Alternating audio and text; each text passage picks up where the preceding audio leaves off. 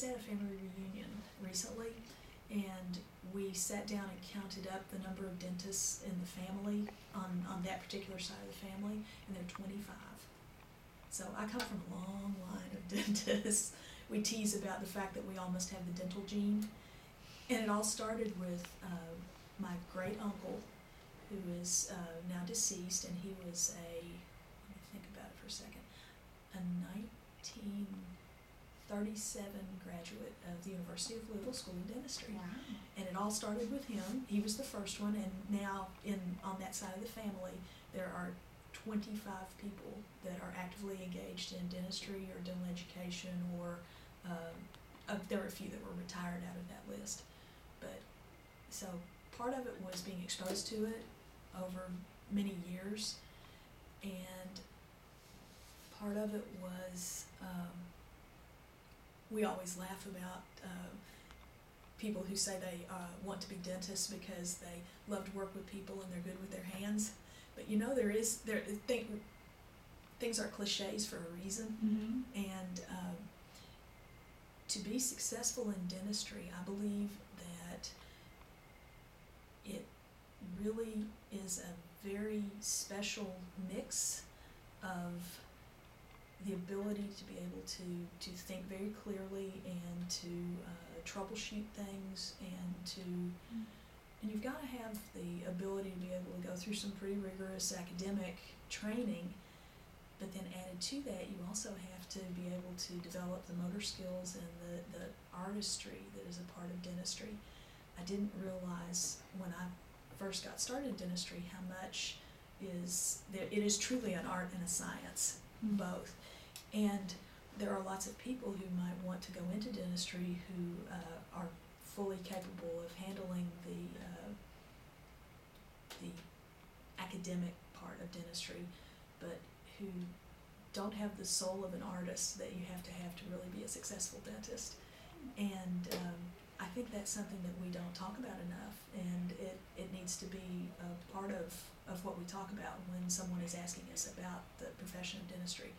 And it's a magic mixture that you don't find a lot of people who have that magic combination, and for us to be able to find those people and direct them into dentistry is one of the secrets to making good dentists and being able to have dentists to treat patients in the future. And so you were a legacy. You had this. You saw dentists growing up. Mm-hmm. Do you find that's true of a lot of incoming students today? No, not necessarily. We always encourage students to explore dentistry outside of the dental school environment, and to spend time with dentists who are actively practicing, and sit down and talk and shadow in offices, Mm-hmm. and do that kind of thing. And it doesn't necessarily have to be something that is something that a family member has done, although it certainly is. It was helpful. I worked in my brother's office from the time I was 16 years old, and it never occurred to me that I could do that myself. That was something that my brother did. I was a girl at that time. I'm old enough that women were not involved in professional education and involved in dentistry in particular that much. It was a man's world. It was a man's world when I started dental school. There weren't that many women in my class. And I think that I was influenced very strongly by a woman who was in my brother's class. There were even fewer in his class when he was in dental school. And I realized at some point in time, if she could do it, I could do it.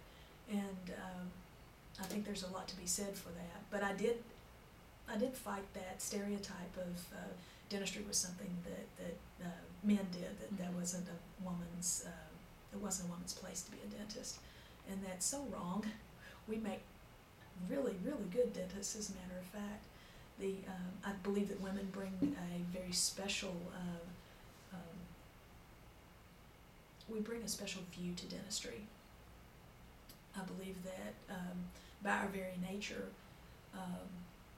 we make very good dentists because we tend to be very compassionate and kind just by nature. It's the mommy effect probably comes out very clearly.